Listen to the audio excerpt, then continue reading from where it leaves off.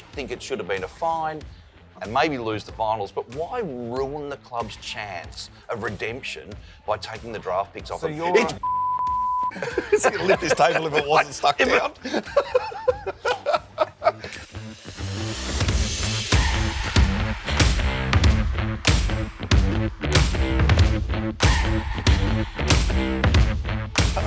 Moons, in the 80s, you could talk to an umpire or two, Absolutely, you could. but you can't anymore. The dissent rule has ruined that interaction, essential interaction between footballer and umpire.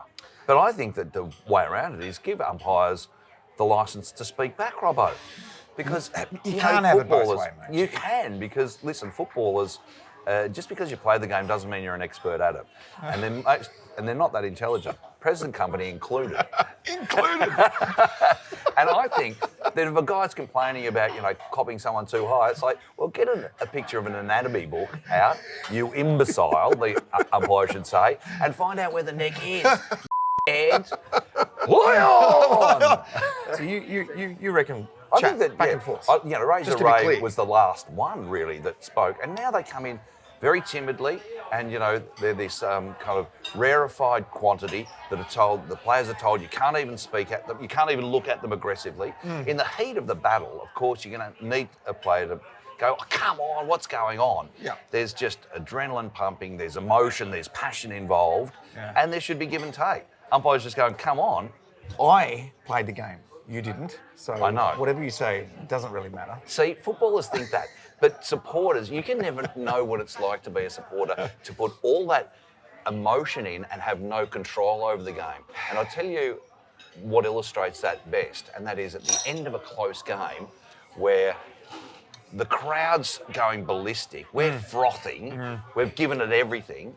I'm not going to go and hug a Collingwood supporter in a close one. But you guys, the truce is now, and you're shaking hands with one another, makes us want to pull our hair and teeth out. We're very Don't forgiving. be friendly. Whatever happens on the ground stays on the ground. What happens in the stands lasts forever. That's right, exactly. You take it home with you. I've gone off at the umpires before and they've gone back at me. And it's that to and fro that I absolutely love. That's what I love about it. I got all my frustrations out. I didn't need to hit my own teammates later on because I wasn't frustrated anymore because I took it out on the umpires. You can't talk to the umpires anymore. If that's what's happening, they shouldn't be allowed to be talking to me. I just get frustrated. Absolutely, they should be able to talk to you. Why? Because, they're part of the game. It's part of the they're not. sanitisation of the game. Yes, be. they are, and they're an essential part of it. And I think that they're running around too timidly at the moment. I want, the personalities have gone out of it. Since Razor Ray, I couldn't even name an umpire anymore. To abuse them in person. But they should be able to say to a player, "You were straight in his back, you deal."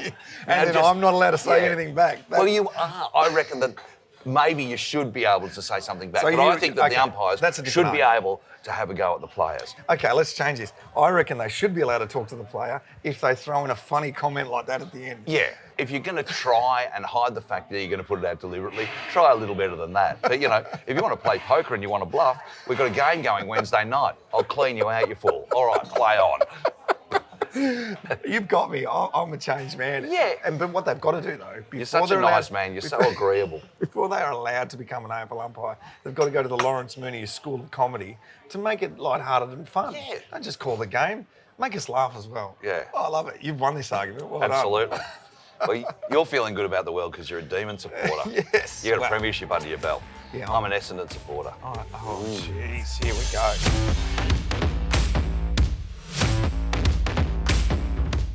Essendon, they've been a long time down the bottom, brother. And I think... Mickey Malthouse I don't tipped know. us as premiers this year, remember? Yeah, well, Mickey and Malthouse, he's great. He's gone really well. We are third bottom. Bit senile, old Mickey. Now, the penalties of 2013, the issue was 2012 with the peptides and the James Hird and the Essendon. I don't need to go into it because I know you've lived and breathed it for absolutely, the last 10 years. We're 10 years on and Essendon are still languishing. Was the penalty too harsh? Well, of course it was too harsh. Spoken like a true Essendon supporter. Absolutely, and nobody will give me the time of day if I say the penalty's too harsh. Listen, first of all, let me run you through some stats here. Okay, We never returned a positive test to WADA or ASADA or any other drug testing body, okay? We self-reported and... A little late, but we self-reported I think with the promise that this was going to be taken care of very quickly. Yeah. Now remember that performance-enhancing drugs, Robbo, are meant to enhance your performance. Well, 2012, no. 2013, we made the finals. They took a final off us. They charged the club $2 million. They took 2 draft picks off us. They suspended our coach for 12 months. I mean, they fined our not enough.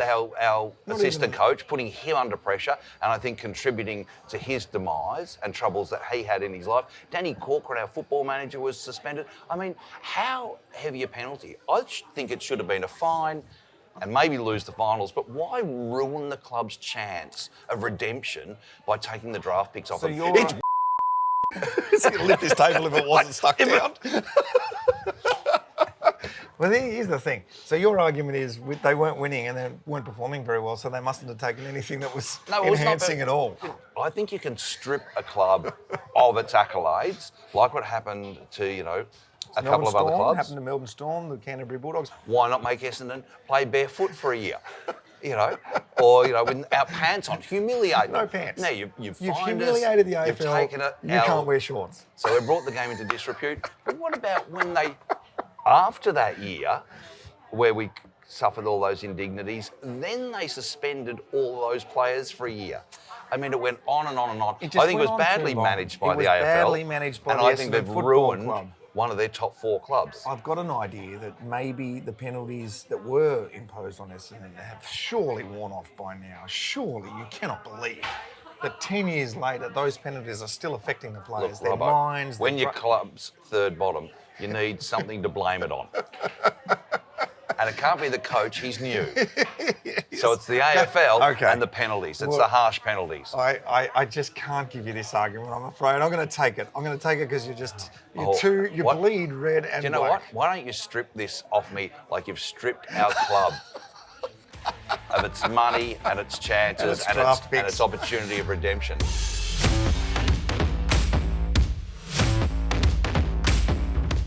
So, sound and lighting around these grounds at the moment are investing in the American model.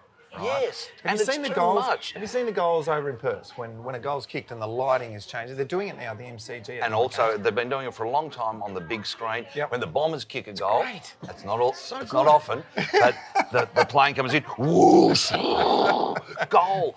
I don't need to be told when my team kicks a goal. I'm watching the footy and I want to hear the crowd go up. It's all about theatre now. I know that you're going to pull out the old, you're a dinosaur, you don't know what you're talking about. Well, do you know what? Bring back Jurassic Park because... the new movie's coming out. You're going to be first in line to see that one. It was a wonderful, simpler, lovely time where people could just enjoy themselves without being bombarded with sound and vision. I love the sentiment, but you are coming from Essendon, big business club, very rich people over there. They've always looked after the football club. You need to pay your players. That's the way it's gone. You need to make money somewhere, and this is how it's the advertising on the fence, on the big screen. Yeah, but you've got to get people watching. It's all about the TV rights now. It's all about the TV and deals. everyone's on the phone. Yep. People have lost the art of communication. We're here right now. There's no sound and whistles. There's no... But I wish there was, because I'm bored. I love you, but it's like I'm talking to my granddad. No, you're very disrespectful, Russell. I remember when they used to smoke at the footy. My kids were like, what the heck? What do you mean, smoking or non-smoking? You never get asked that. Well, back in the day, my friend, you could make the choice. Well, your kids, you should tell them about the fact that once upon a time, they didn't have a loud, flashing distraction on the board and on the fences, and people just had a quieter time of the footy. You from, though? What are you? You've got nothing to say. You've got zero to say of any interest. Why don't you watch the TV and the footy? And you're watching Essendon games too. Surely you need some sort of entertainment. You need the lights, you need the sound, you need the... Oh, he's coming in hard. You must be thinking, final round. Bang, bang, bang. Mooney's lost this one. What is it, that raid sound every time the Essendon players... You'd be more worried that the raid sound is another sanction coming down the pike for Essendon. Was that that for every goal back in the day, or was it just when they came back? I thought it was for every goal. There wouldn't be too many anymore. I remember when Essendon used to kick goals. Oh, they were good days. They were great days. And Maybe we I have need to evolve. Yes, I think you need to evolve. I don't want to evolve. I don't want to change. I'm too old to change, Russell. I want to go the other way. I'm going to become a hermit. Nah, I've won that one. I reckon I've won my first ever Really? arguments over coffee. I've done a few. You are Wow. the first to lose. And I took performance-enhancing drugs before this too. You see? I've got me peptides. Like a true Essendon supporter. Yeah, I've taken me colostrum. What's colostrum? We got kicked out for taking sheep fat. There's nothing wrong with that. The world's gone.